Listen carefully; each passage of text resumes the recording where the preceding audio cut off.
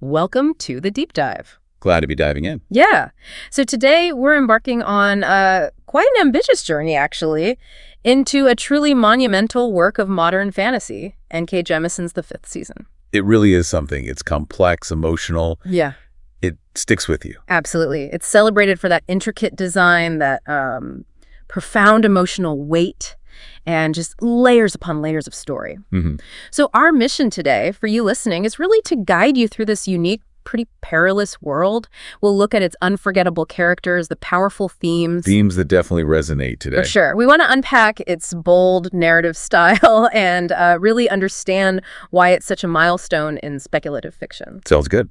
Where should we start? Okay, so to begin peeling back these layers, let's talk about the inciting incident, the thing that just rips this world apart right at the beginning. Yeah, the fifth season opens with, well, a cataclysm, truly world-breaking. It literally reshapes the entire supercontinent, the Stillness. You have this one man wielding, unimaginable power, and he deliberately cleaves a fault line right across the land. It's not just a natural disaster, it's deliberate, an act of destruction. Exactly. It's not just a massive earthquake, it's engineered. Yeah. It unleashes chaos, and it signals the start of another fifth season. Which is their term for these recurring apocalyptic climate disasters. It's brutal. Yeah, the story just throws you right into this immediate catastrophe, sets the tone instantly.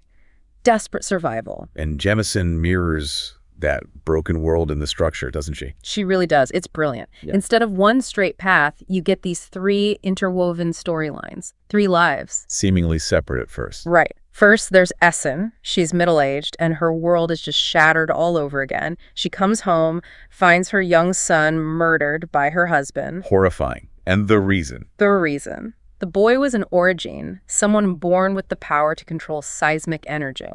And in this world, orogenes are, well, feared, oppressed, systematically. So her husband discovers this and reacts with violence. Yes.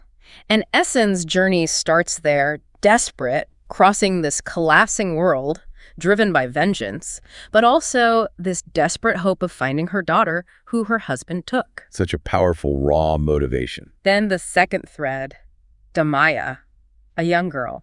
Her own orogenic powers are discovered pretty violently. Yeah, it's not a gentle discovery. Not at all. She's immediately taken away to the Fulcrum, this powerful, sort of enigmatic institution. They claim to train orogenes. Right, claim to train them, but really it's about control.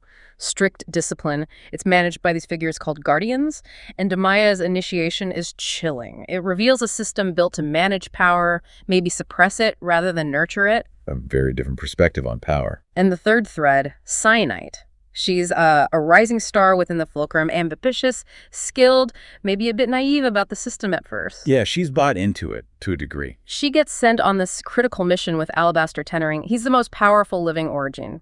Hugely powerful, very complex figure. And that mission changes everything for her. Totally. What starts as routine unravels. She starts uncovering these really disturbing, deep truths about what orogens actually are, and about the Fulcrum itself, the institution she serves. And what's truly masterful here, I think, is how Jemisin handles these timelines. It's slow, deliberate. You don't see it coming right away. Not at all. It gradually dawns on you, the reader, that Essun, Damaya, Cyanite, they're all the same person. Wow. At profoundly different stages of her life. So her whole journey isn't just physical survival, though there's plenty of that. It's this wrenching, agonizing awakening. To the truth of her world. Exactly. The truth about her powers, the source of them, and the deep systemic oppression that's defined her entire existence and her people's. It shifts her motivation, just personal vengeance. To something bigger. Yeah, towards maybe dismantling the whole rotten system. That structural reveal is just incredible. Okay, let's pivot then. Let's talk about the world itself. The Stillness, you could almost call it the main character. It's so brutal. Oh, absolutely. It's a single supercontinent, right? And it's perpetually unstable. Massive tectonic instability is just the norm. But it's more than just adapting to disaster, isn't it? It is. Society there is forged by the inevitability of disaster. Every single aspect of life. Daily routines, how they build communities, their comms. It's all dictated by the constant threat of the next quake, the next ashfall, the next fifth season. Precisely. When the ground beneath your feet can betray you at any second, Society has to be fundamentally different. It's harsh. And within that harsh world, you have these key elements, the orogens, obviously. Right. Born with this incredible ability manipulating thermal, kinetic, seismic energy. They can literally stop earthquakes or cause them. So they're vital for survival. Absolutely vital. Society needs them to quell tremors, manage resources, yet they're ruthlessly oppressed, feared, controlled. It's this deep, disturbing paradox. Essential, yet hated. And the institution controlling them is the fulcrum. Yeah, the fulcrum, we mentioned it with the Maya. It trains and disciplines orogens under incredibly strict, often brutal conditions. Less a school, more like a highly controlled containment facility. To manage that power. Exactly. Then you have the Stone Eaters. Ah, yes, the mysterious ones. Very mysterious. Non-human beings. They can move through solid rock like it's air. Ancient, enigmatic. Their influence on events is subtle, unsettling. They're playing a long game. Pulling strings. You could say that. And finally, there's the shadow of the Samized Empire. A fallen empire, but its legacy. Lingers powerfully. Its rigid social structures, its history of exploitation, even its language. It all still permeates society in the stillness. It dictates who holds power, who's oppressed, long after the empire itself is gone. So it's a world constantly under threat. Earthquakes, ash falls, acid rain, tsunamis. Relentless. And that constant threat has shaped the culture into something incredibly unforgiving, hasn't it? Absolutely. It's a chilling look at how extreme environments don't just challenge humanity, they can fundamentally warp it. Survivalist thinking becomes paramount. Okay, so let's dive into the emotional heart of it all. Essun's character arc. It's profound. Truly. We meet her first as this grieving mother, just consumed by vengeance. That's her entire focus initially. But it doesn't stay that way, does it? No. As her journey progresses through all the hardship, that personal quest starts to broaden.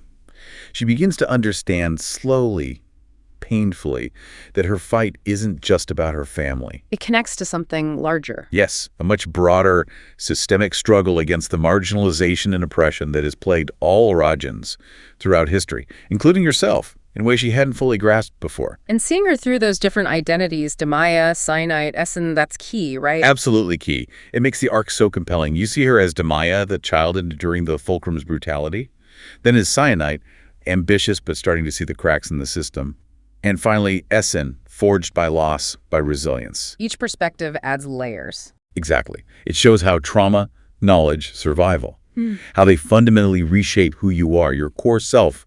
Each identity reveals more about this lifetime of hidden truths and constant oppression. And the supporting characters are crucial to that transformation. Definitely. Take Alabaster Tenoring, the most powerful orogene, incredibly disillusioned. He forces Cyanite, the younger Essun, to confront really uncomfortable truths, shattering truths. He provides knowledge that just dismantles her worldview. He's a catalyst. A major one. Then there's Hoa. The quiet boy who joins Essun. Right. Mysterious. Later revealed to be a Stone Eater, which just adds this whole other layer of ancient power and otherworldly mystery. His presence changes things subtly at first, then profoundly. And Shafa, the guardian. Ah, Shafa. He trains Demaya. Initially seems almost kind, paternal even. Deceptively so. Very deceptive. His transformation into this chillingly ruthless enforcer perfectly shows the fulcrum's brutality and the insidious way control corrupts. He's terrifying in a way. So these interactions, these relationships, they're not side plots. They're fundamental. They are the crucible, yeah. They fork Essun's understanding. Each encounter chips away at her illusions, revealing the devastating reality of the powers and systems controlling her world. It's where her internal journey crashes into the external catastrophe. Okay, beyond the plot and characters, which are incredible, the themes here, this is where the book really hits hard, I think. It holds up a mirror. Absolutely. It's far beyond typical fantasy in that regard. It's deeply allegorical. So the first big one has to be oppression, systemic control. Without a doubt. The way orogenes are treated, society needs them, depends on them for survival, but simultaneously dehumanizes them, controls them, fears them. It's a powerful, undeniable allegory for real-world oppression, racial, social, institutional. That paradox of being essential yet marginalized. Exactly. It forces you, the reader, to confront that uncomfortable reality. Then there's the theme of survival, just sheer survival in a hostile world. Both environmentally hostile and socially hostile. Right. The stillness is precarious. Constant environmental threat, constant human cruelty. Jemisin explores human resilience, how people adapt not just to, earthquakes and ash, but also to pervasive injustice, the sheer will to exist. And identity and transformation tied into Essun's journey. Deeply tied. Through Demaya, Cyanide, Essun, the novel masterfully shows how trauma, survival, gaining painful knowledge, it fundamentally changes you. It forges who you become. It's about how experience shapes the self. The environmental collapse theme feels incredibly relevant, too. It really does. It's not just a backdrop. The geological instability of the 5th seasons, it underscores ideas about human impact, maybe, but also the planet's sheer unpredictability and the resilience needed to face catastrophe. It's a character in itself. And anchoring it all, motherhood and loss. Yes. Essun's journey is so profoundly driven by that. Maternal love, devastating grief, and the agonizing choices a mother has to make when the world labels her and her children dangerous just for being alive. It's raw. It's the heart of the story. It really puts the question to you, the listener. What does this reflection mean for understanding our own world? Systemic issues, environmental crises, resilience? These themes just pulse with urgency. They really do.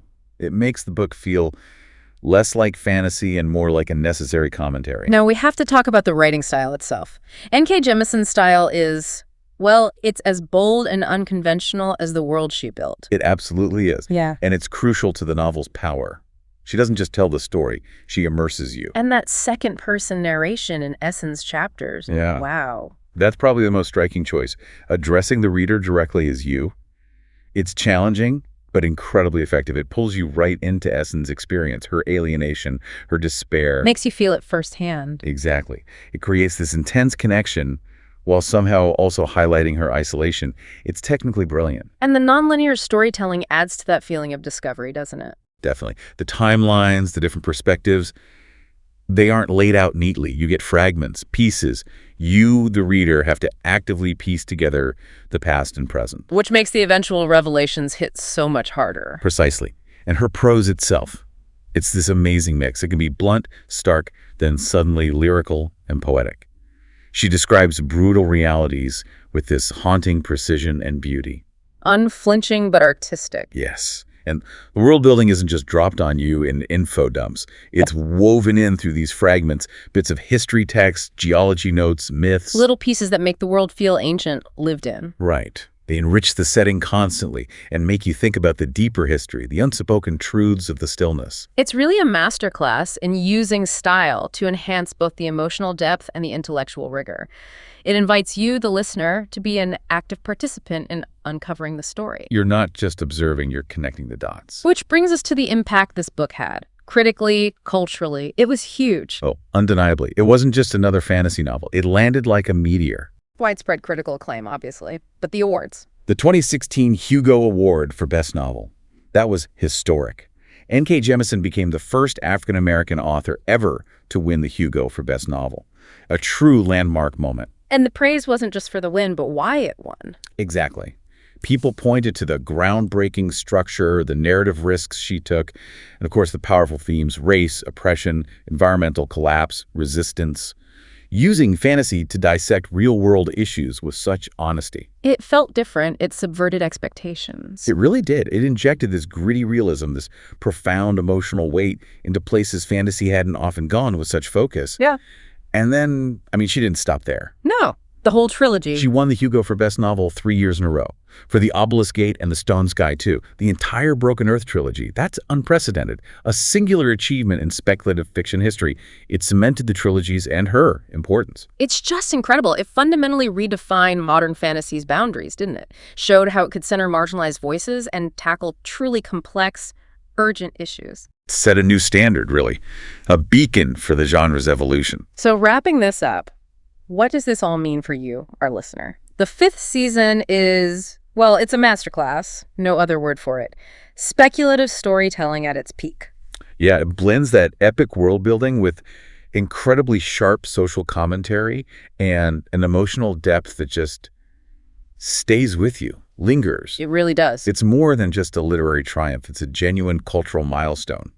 It challenges you, it enlightens you, it endures. You can read it as this gripping fantasy story. Or as this powerful, unsettling metaphor for our own world's injustices. Exactly. And the resilience needed to face them. It definitely pushes you to think. So we absolutely encourage you, if you haven't already, pick up the 5th season, experience it for yourself. It's a journey. A tough one sometimes, but deeply rewarding. It resonates with such urgency, such insight. It's a book you won't soon forget.